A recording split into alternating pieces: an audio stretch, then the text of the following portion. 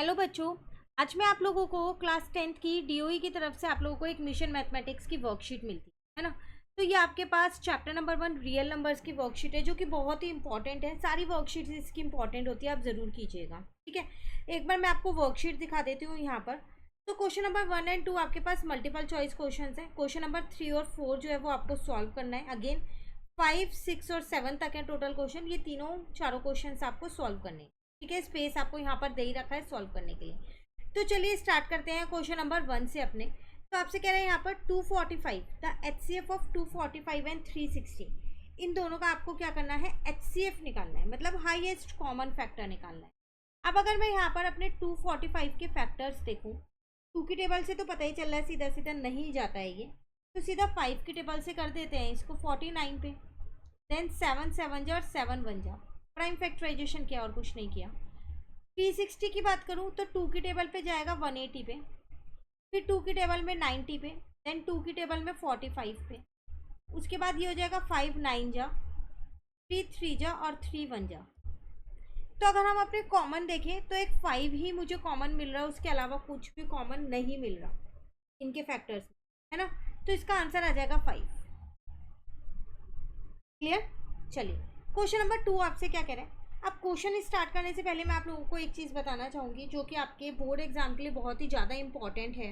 अब वो क्या है, देखो आप लोगों को पता है कि ये सारी वर्कशीट्स हो गई, आपकी एनसीईआरटी हो गई, अदर बुक्स होती हैं, वो अब प्रैक्टिस के लिए आपको करनी ज़रूरी होती हैं, है ना, क्वेश्चन बैंक वगैरह। लेकिन उनके साथ साथ आपको प्रैक्टिस पेपर्स भी सॉल्व करने बहुत ज़रूरी हैं जो प्रीवियस ईयर के होते हैं, ताकि आपको ये पता चले कि बोर्ड में जो क्वेश्चन है वो किस तरीके से आएगा, लैंग्वेज कैसे आएगी और क्वेश्चन पेपर का पैटर्न क्या रहेगा। तो यहाँ पर मेरे पास एक 10 ईयर है, लास्ट 10 ईयर है, ये हमारे पास सॉल्व पेपर है, स्पेशली क्लास 10th वालों के लिए है। ठीक है, इसमें सब्जेक्ट्स आपको इंग्लिश, मैथ, साइंस और एसएसटी मिल जाएंगे। इसमें दिल्ली और आउटसाइड दिल्ली दोनों के ही सेट्स इंक्लूड हैं। ओसवाल गुरुकुल की ये हमारे पास बुक है जो लेटेस्ट है, बिल्कुल अब जो एग्ज़ाम होने वाला है उसी पे ही बेस्ड है। ठीक है, एक बार जल्दी से देख लेते हैं क्या है इस बुक का। तो अगर मैं आपको कंटेंट की बात करूँ यहाँ पर, तो देखिए कंटेंट इंग्लिश में अगर आप देखें, पेपर 2024 से स्टार्ट होते होते 2014 तक के सारे पेपर, सारे सेट्स इसके अंदर इंक्लूड है। सेम मैथ्स में भी यही है, 2024 से 2014 तक के सारे इंक्लूड है। Same science and same SST. तो काफ़ी अच्छी बुक है। देखो प्रैक्टिस पेपर सॉल्व करने बहुत ज़रूरी है, ये प्रीवियस ईयर के अगर आप नहीं करेंगे ना तो आपको पता नहीं चल पाएगा। टाइम लगाइए और उसके बाद सॉल्व करना शुरू कीजिए, ताकि आपको पता चले कि एक पेपर को आप कितनी देर में घर में सॉल्व कर पाते हो। ठीक है, तो इसकी बाय लिंक जो है मैं नीचे डिस्क्रिप्शन में दूंगी, आप वहाँ से ज़रूर इस बुक को देखिएगा। इससे रिलेटेड कुछ पूछना हो कमेंट करके भी पूछ सकते हैं। इसमें एक बार और यहाँ पर देख लो, जो ये आपको एक्सप्लेनेशन दे रखी है ना, ये बहुत ही ईजी लैंग्वेज में दे रखी है, मतलब आप इजीली खुद से इन्हें समझ सकते हैं, किसी की हेल्प की आपको ज़रूरत नहीं पड़ेगी। ठीक है, चलिए आ जाते हैं हम वापसी अपने क्वेश्चन पे। यहाँ पर कह रहे हैं 840 को क्या करना है, एक्सप्रेस करना है प्रोडक्ट ऑफ प्राइम में। कुछ नहीं करना, आपको 840 के फैक्टर्स निकालने हैं, इसका मतलब। तो ये 2 की टेबल में आता है 420 पे, देन ये 2 की टेबल में आता है 210 पे, 2 की टेबल में ये कितने पे आएगा, अब आपके पास 210 105 पे आ जाएगा। ठीक है, अब 105 को मैंने क्या किया है, 5 से कर दिया तो वो 21 पे आ गया। देन 3 7 जा हो गया और 7 1 जा हो गया। तो 2 की पावर 3 इंटू में 3 इंटू में 5 इंटू में 7, ये इसके फैक्टर्स आ गए जो कि आपके बी ऑप्शन में है।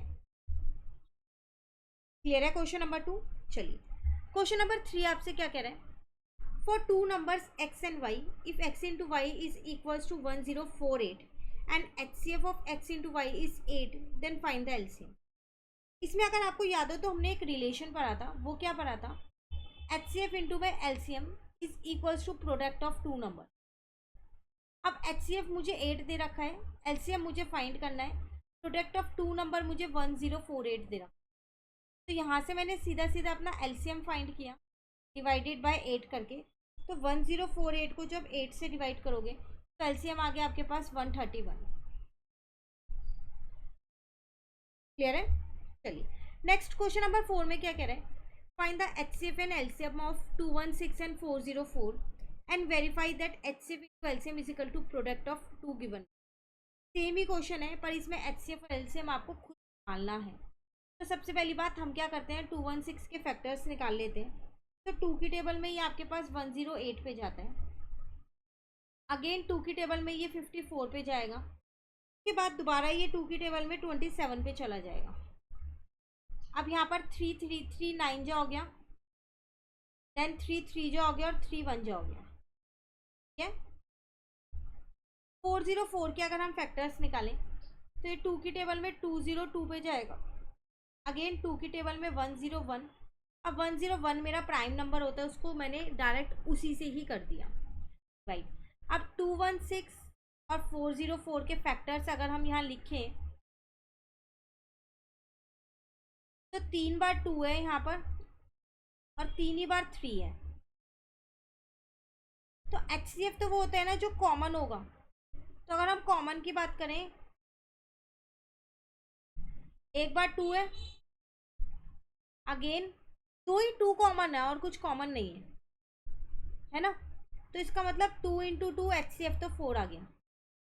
अगर मैं LCM की बात करूं तो जो कॉमन है उन्हें एक बार लिख दिया और जो अनकॉमन है 2 इंटू 3 इंटू 3 इंटू 3 इंटू 101 इनको एक साथ लिख दिया। याद रखना LCM में कॉमन और अनकॉमन दोनों लेते हैं।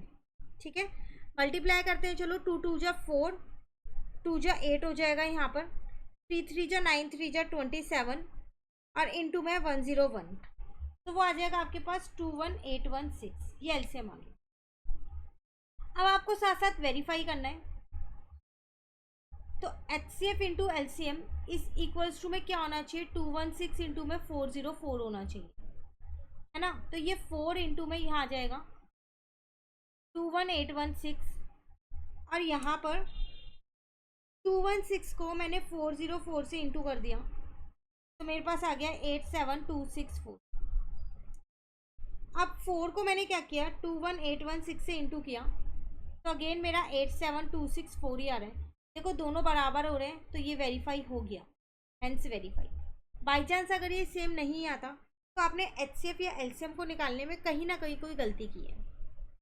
क्लियर है। चलिए नेक्स्ट क्वेश्चन 5 क्या कह रहा है, on a morning walk 3 persons step out together and there steps measure 30 centimetre, 36 and 40 centimetre respectively, but is the minimum distance each should walk so that each can cover the same distance in complete step। Question clear हो ही गया होगा। एक morning walk पे 3 बंदे गए हैं, ठीक है, वो कैसे कैसे स्टेप्स ले रहे हैं, 36, 30 एंड 40 ये ले रहे हैं। मिनिमम डिस्टेंस वो कितना कवर करेंगे, उन्हें कितनी वॉक करनी चाहिए ताकि जो उनके डिस्टेंस है ना वो सेम डिस्टेंस हो कंप्लीट स्टेप में, एकदम नंबर ऑफ डिस्टेंस जो है वो सेम हो, इसका मतलब ये है। तो यहाँ मिनिमम डिस्टेंस की बात कर रहा है तो सीधी सीधी बात है, हमारे को क्या करना है, LCM निकालना है। मिनिमम के केस में हमेशा LCM निकलेगा और मैक्सिमम के केस में HCF। तो मैंने यहाँ पर क्या किया, LCM निकाल दिया 36, 30 और 40 का, जो कि 2 की टेबल से निकाला मैंने। तो ये 2 की टेबल में 15 पे आता है, ये 18 पे आता है और ये 20 पे आता है। अगेन ये 2 की टेबल में किस पे आता है, 9 पे आता है और ये 10 पे आता है। ठीक है, उसके बाद हमने क्या किया यहाँ पर, फिर 2 की टेबल से किया, ये 15 पे हो गया, ये 9 पे हो गया, ये 5 पे हो गया। अब 3 की टेबल से किया, ये 5 पे आ जाएगा, ये 3 पे आ जाएगा, ये 5 ही रहेगा। फिर दोबारा 3 की टेबल से किया, ये 5 रहेगा, ये 1 हो जाएगा, ये 5 रहेगा। अब 5 की टेबल से किया तो 1 1 1 आ गया। तो इसका मतलब मेरे पास LCM कितना आ गया, 3 बार तो मेरे पास 2 आ गया, 2 बार मेरे पास 3 आ गया और एक बार मेरे पास 5 आ गया। तो 2 2 जो 4 2 जो 8 हो गया, 3 3 जो 9, 9 5 जो 45, 45 इंटू 8 360 सेंटीमीटर हो गया। आपसे क्वेश्चन सॉरी कह रहा था मिनिमम डिस्टेंस, तो आपको लिख देना है यहाँ पर required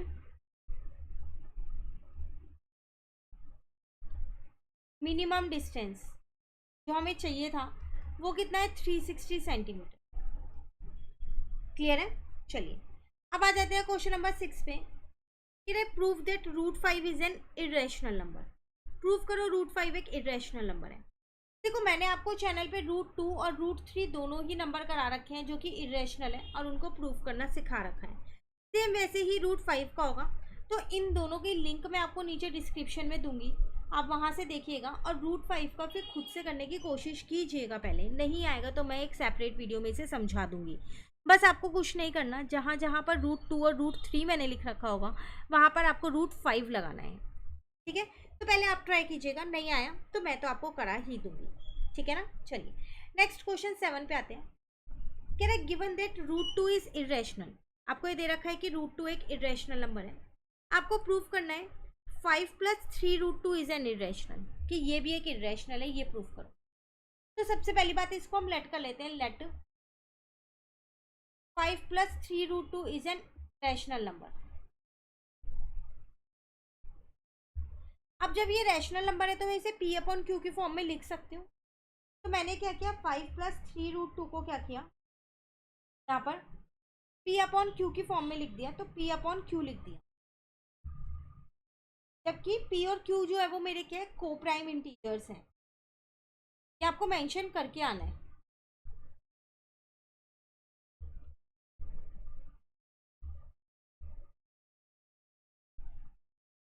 and Q is not equal to 0। ठीक है, अब 3√2 यही रहने दिया, यहाँ पर आ गया P/Q -5। क्या हुआ, बेस मैंने यहाँ पर सेम कर लिया, तो P -5Q अपॉन में Q आ गया। अब 3 को भी मैं दूसरी साइड पे ले आई, तो P -5Q अपॉन में 3Q आ गया। अब ध्यान से देखो, हमको पता है कि √2 एक इरेशनल है क्योंकि वो हमें क्वेश्चन में दे रखा है, और जबकि P -5Q अपॉन 3Q जो है वो रैशनल है। तो एक रैशनल और एक इरेशनल तो इक्वल कभी नहीं हो सकते ना, है ना। तो उसको ही लिखना है बस हमें यहाँ पर, तो मैं यहाँ पर लिख रही हूँ, इसको आप ध्यान से समझिए।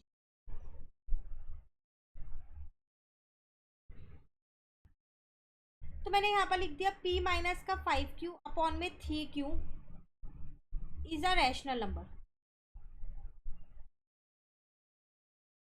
But √2 is an irrational number.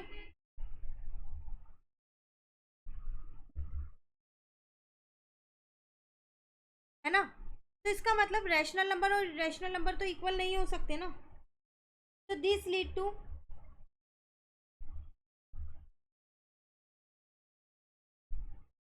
The contradiction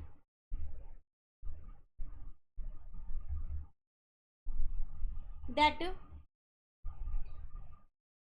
5 + 3√2 is an irrational number।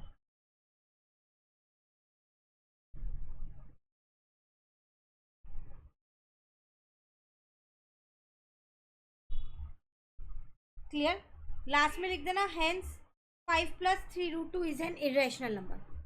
तो यहाँ पर रैशनल आएगा, इज एन रैशनल नंबर। ये इसको कॉन्ट्राडिक्ट कर रहा है कि 5 + 3√2 रैशनल नहीं है, तो इसका मतलब hence sorry 5 + 3√2 is an irrational number. Clear है, तो ये थी आपके पास वर्कशीट, करके ज़रूर जाइएगा, बहुत इंपॉर्टेंट वर्कशीट है। प्री बोर्ड में भी इसमें से क्वेश्चंस आ जाते हैं। मिलते हैं नेक्स्ट क्लास में नेक्स्ट वर्कशीट के साथ। Thank you.